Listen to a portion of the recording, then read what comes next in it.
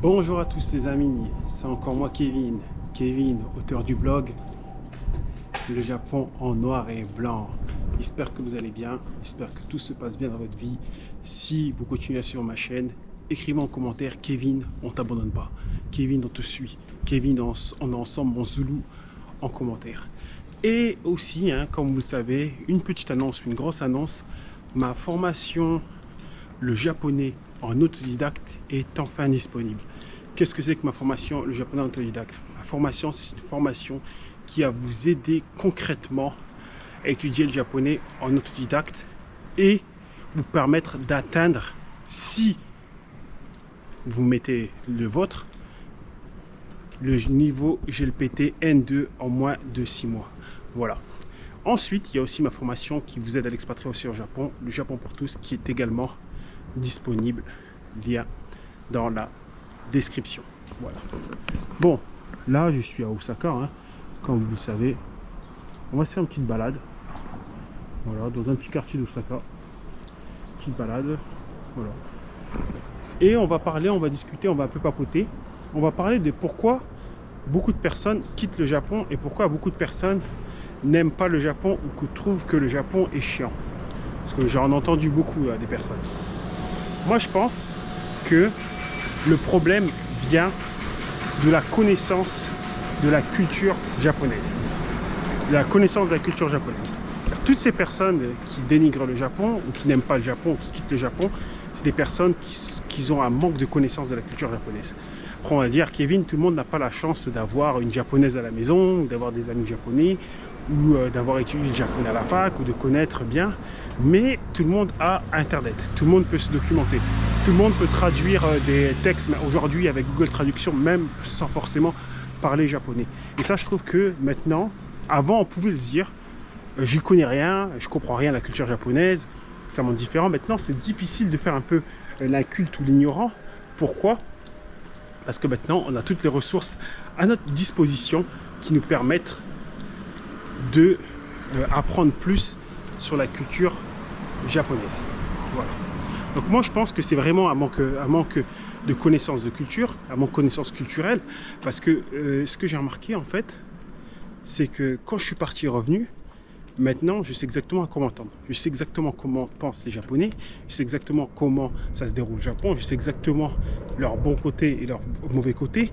Et des fois en fait, quand tu restes trop longtemps au Japon, et que tu es renfermé vers toi-même, tu es un peu déprimé, tu as le boulot, souvent tu ne maîtrises pas forcément la langue, ça peut te mettre une sorte de fluide, une sorte de voile sur tes yeux, et tu ne seras pas objectif en fait.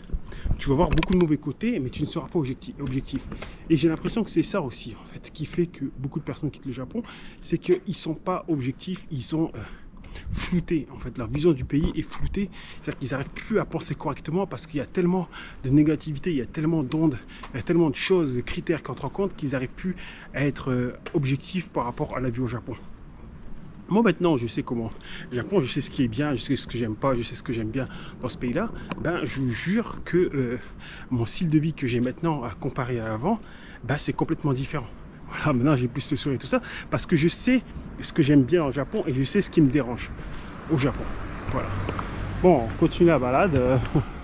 Voilà, c'est affolant comment ils construisent des choses ici. Je vous jure, la construction des trucs ici, c'est un truc de fou. C'est de fou. Il n'y a personne. Ouais, à chaque fois, les gens me disent ça quand je fais des lives de Twitch. D'ailleurs, venez me rejoindre sur Twitch. Plein de gens me disent, ouais, Kevin, il n'y a personne dans le Japon. Je pensais que le Japon, c'était blindé. Ouais, Shibuya et compagnie, truc. Non. La plupart du Japon, c'est pas forcément blindé. La plupart du Japon, c'est comme ça.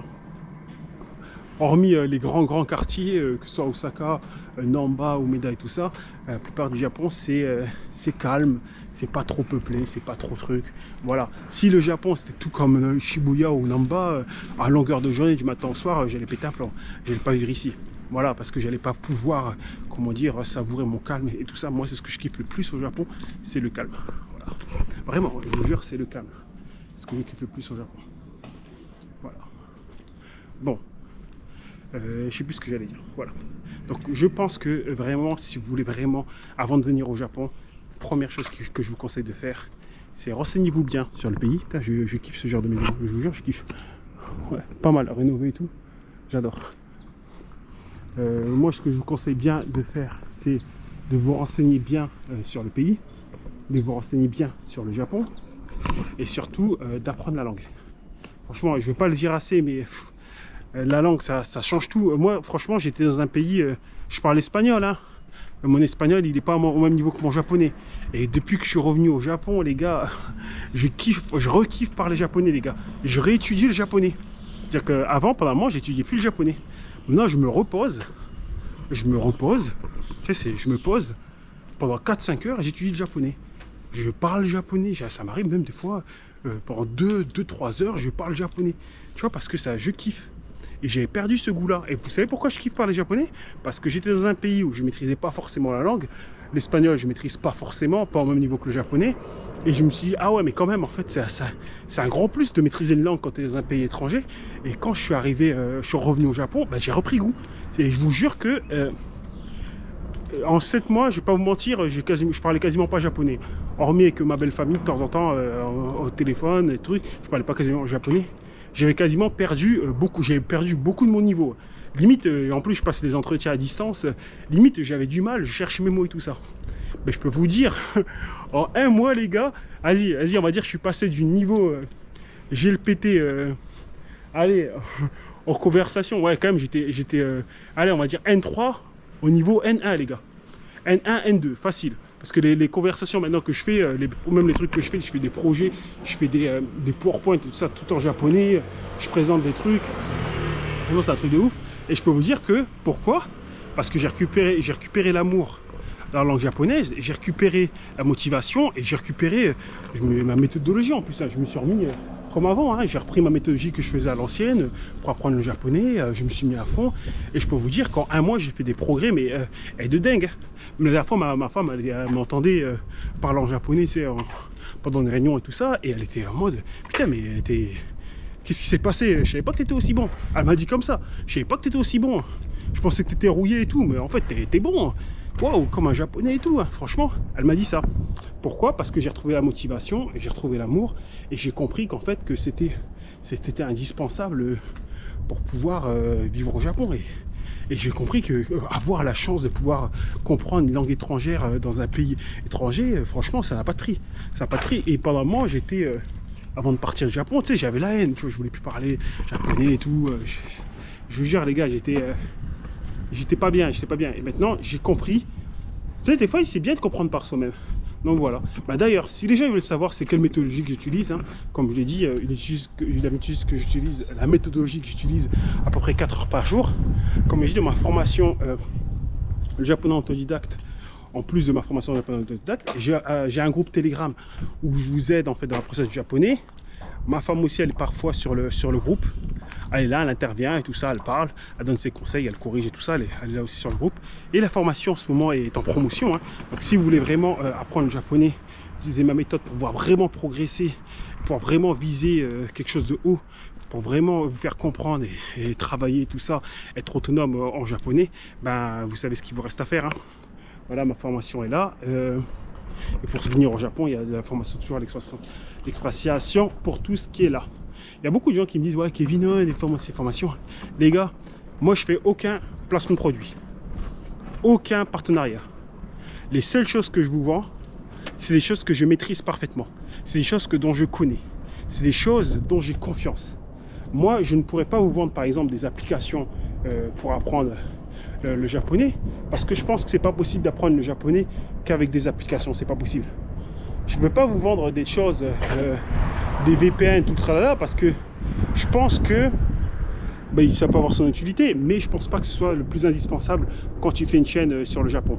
Donc voilà, c'est pour ça que j'insiste souvent sur mes e-books, j'insiste souvent sur mes formations, parce que c'est des produits dans lesquels j'ai confiance. C'est des produits où j'ai l'expérience. C'est des produits dans lesquels je maîtrise. Je ne parle et je ne vends que ce que je maîtrise. Je vais pas vous faire un truc sur le fitness, alors que je viens de perdre 10 kilos, les gars. Ouais, ça, je pourrais le faire aussi sur le fitness. En vrai de vrai, je pourrais le faire aussi. Parce que je suis quelqu'un qui pratique quand même la musculation. Là, j'ai fondu, j'ai perdu mon excédent graisseux, ma masse adipose. J'ai gardé que le muscle. Je pourrais vous faire un truc pour vous dire, ouais, Kevin, comment faire une sèche, ouais, c'est possible. Mais moi, ce que je maîtrise bien, c'est l'expatriation en mode galérien. Vous savez, tout le monde sait que je suis pas un mec qui roule sur l'or. Moi, j'ai toujours été dans la débrouille, dans la galère, dans tout ça. Je suis venu au Japon avec à peu près 500 euros, 600 euros en poche. Maintenant, j'y suis depuis assez longtemps. Là, je suis parti, je suis revenu encore avec des petits moyens.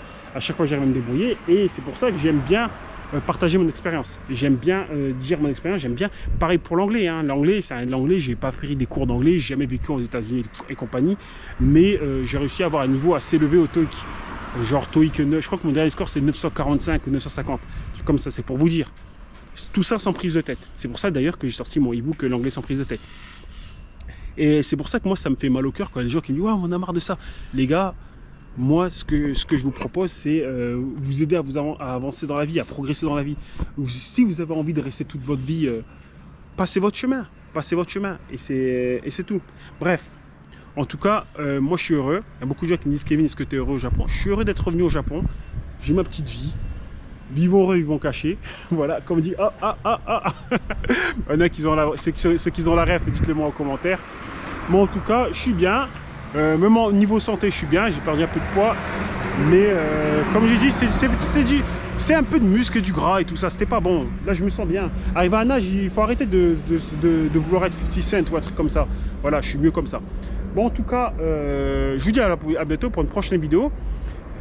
Comme d'habitude, ceux qui souhaitent apprendre l'anglais, hein, mon e-book L'anglais sans prise de tête est disponible. Toutes mes formations sur mon site internet, tous les liens sont dans la description, la famille. Allez, la bise. Ah oui, j'avais oublié. Pour ceux qui souhaitent voir mes lives IRL au Japon, des lives où je me balade un peu dans la rue, j'ai ma chaîne Twitch, le Japon noir et blanc, qui est aussi disponible, lien dans la bio Instagram. Non, bio YouTube. Putain, je sais même plus faire des vidéos, les gars. Allez, en tout cas, allez, la bise.